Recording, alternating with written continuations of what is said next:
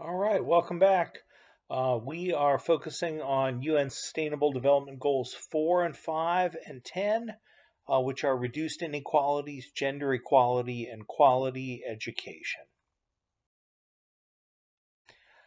This week, again, we're going to focus on people. This will be the second week that we focus on people, and our emphasis quality education, gender equality, and reduced inequalities. I'm going to focus on reduced inequalities as the lens for this because I think the other two really kind of follow that. If you are reducing inequality, you're providing equality for people of all genders. You are providing quality education for everyone. And so these things kind of follow each other. So the targets, the UN targets that are listed in order to reduce inequalities, there's several of them. You can check out the UN Sustainable Development Goals website. Here are some of the themes that stood out to me. Reducing income inequality. You can say that we treat all people equally, but if you don't pay them equally, you're not treating them equally. Social, economic, and political inclusion of all, irrespective of age, sex, disability, race, ethnic origin, religion, or economic or other status. So treating people well, including everyone, regardless of a variety of different factors. Eliminating discriminatory laws, policies, and practices. In some places, people are actively discriminated against by law or policy. So removing these is one of the targets.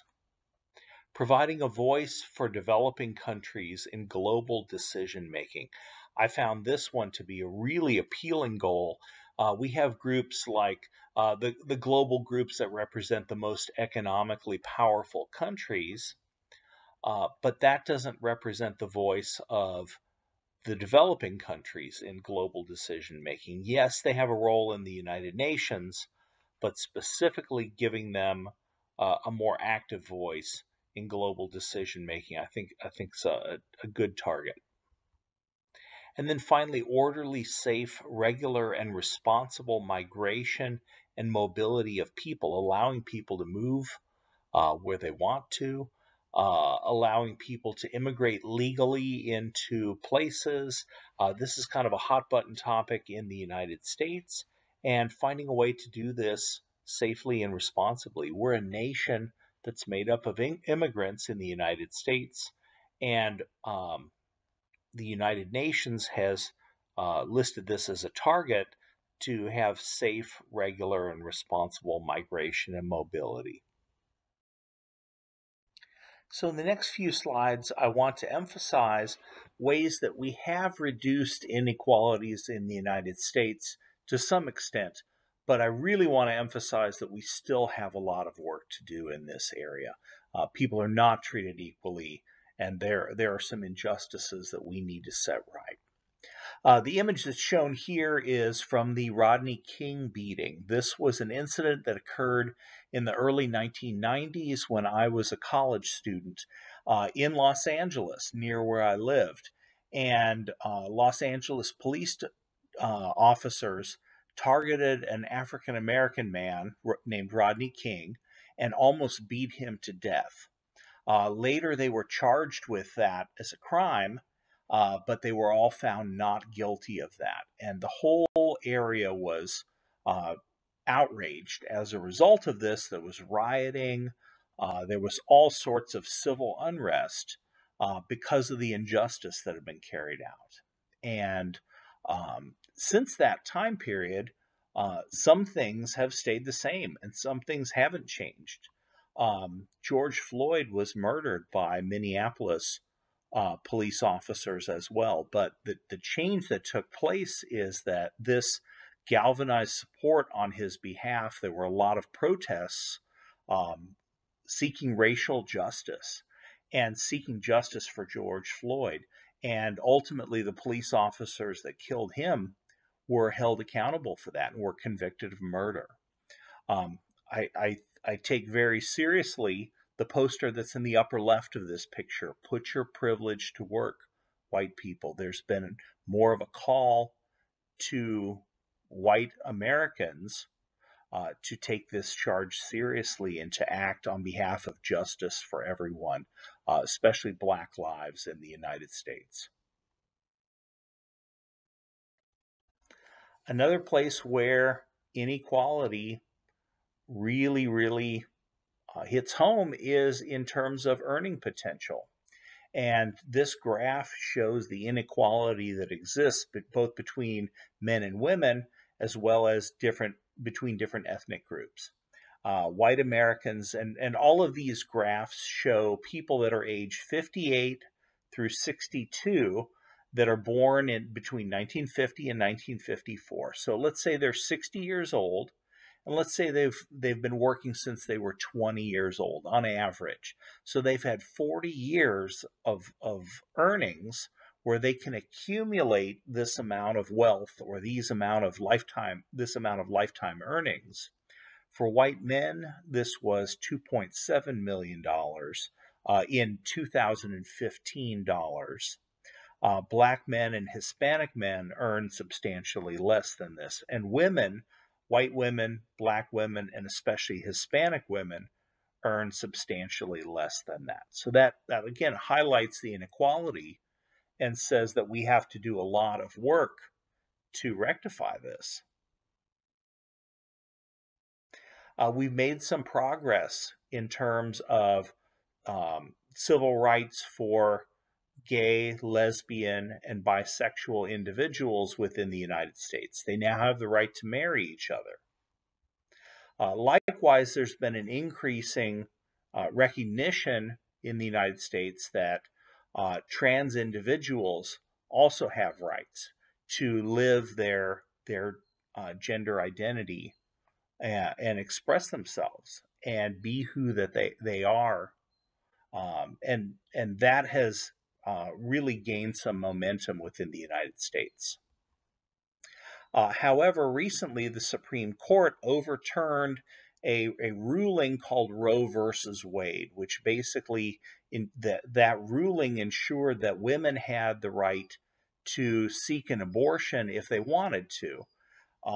And as a result of that court ruling, all the states that are shown here in red have basically banned abortion within those states. Women would have to travel to another state if they wanted to receive an abortion. And again, I'm not stating pro-life or pro-choice, but rather that women are unfairly treated as a result of this court decision. They've lost out on rights that they formerly had. Income inequality. The previous graph illustrated it one way. This graph shows the gender gap over time from the late 1970s through the 2020s. And you can see that women have made some progress in terms of reducing the gender gap.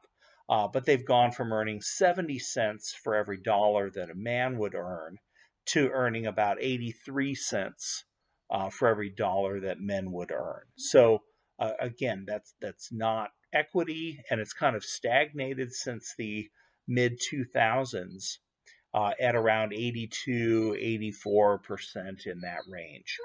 Likewise, there are not as many women that are chief executive officers or managing directors.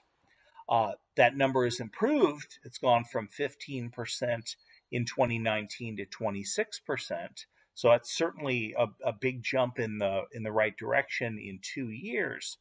But it's still not 50% or 51%. Globally, it has grown to 31%, again, which is a big improvement. Now, let's turn this around and consider this personally. And this is a question that I've asked in the discussion board, and I want you to reflect on this and to respectfully post what are some inequalities that you have observed. And then I want you to think about what are some ways that your country or your region or the society that you live in has addressed these concerns or worked to start to rectify some of these inequalities. And then the question is, what are some things that you can do personally to address inequality? Many of these problems are big societal problems. We can't solve them all ourselves, but what are some ways that you can have an impact and can address inequality in your life? So for me, I teach ecological classes, biology and environmental science.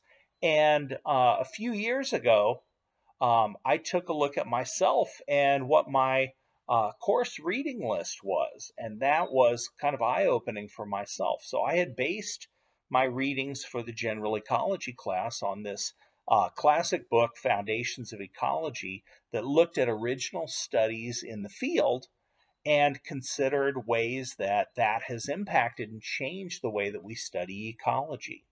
So studies like Bob MacArthur's study of warblers, which are birds, and how they each have a different, slightly different niche within the forest, feeding in different areas on the tree.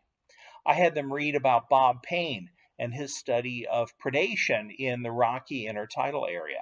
These are starfish that he has pulled off of the rocks. That's the major predator. And so he manipulated, with and without the sea stars, what did that do to the rest of the ecosystem? And then Joe Connell studied competition between two species of barnacle and really helped our understanding of how different species compete for food, for space in their habitat, and things like that. And then Gene Likens did a great study manipulating a whole ecosystem to look at how that affected nutrient cycling with trees and without trees. So all of these have had a major impact on the field. But you notice these are all white men. And pretty much my entire reading list was made up of white men. And you could argue that, well, the field was like that in the past, but that doesn't excuse that in the present. So I changed what I was having my students read. I still had them read these 4 papers, but cut any of the other ones that maybe weren't as important. And in their place, I put Studies of Insect-Plant Interactions by Xiaohe Huang. Studies of food web ecology. Tiffany Knight did an amazing study manipulating fish predators in ecosystems in lakes in Florida, experimental lakes that have been set up so she could compare one pond with another. And the effects impacted the rest of the food chain, but they also impacted the plants and the pollinators that were around those lakes. Tommy Parker and his studies of urban ecology and squirrel behavior, treating urban ecosystems as actual ecosystems and studying them like we study any other ecosystems. We don't have to go to a remote location to study ecological interactions. So he looked at squirrel behavior in big parks in the Washington, D.C. area and Baltimore and studied how they behaved in those areas. And Judy Bronstein did a series of really foundational studies of mutualism where a plant and an insect help each other out, and it's to mutual benefit. So by diversifying the literature that I was asking my students to read, it better represented modern ecology. And it also worked to reach the students that I have, to basically tell them that, yes, you are a part of studies in STEM. You are a part of studies in ecology. And it's important both to me and to the Ecological Society of America. They've made a big effort to include people of color and diverse community engagement. They have different sections for a variety of groups within ecology, and this is work to heighten awareness within the field, and I think it's a step in the right direction. And then finally, I want to highlight work by the Elizabeth River Project, which is an organization that I'm a part of. I serve on their board, And before I became involved, they developed their latest watershed action plan, ways that we're going to improve the watershed throughout the Elizabeth River. And they came up with these 6 action items. All of these things are good. Restoring clean water. Action 5, the goo must go, removing toxics and contaminants from our waterways. Collaborating to become a model for resilience. All of these things are good. But 2 of these 6 major actions are focused on equity, inclusion, and diversity. Action 1, achieve fair and equitable restoration, so that our planting of marsh grasses and putting down oyster castles doesn't just happen in rich people's neighborhoods, that it happens everywhere, and that we engage the community with those efforts and get their input. And also, action 4, create an inclusive river revolution. People from all walks of life, from all backgrounds, all ages, get them to understand and promote the restoration of the Elizabeth. And really, for all of these action items, there are a number of things that have a really strong environmental justice focus. So I'm proud to be a part of this organization, and I think they've taken really strong steps to move in the right direction. Again, they haven't solved this. This is a big challenge, but they're working in the right direction.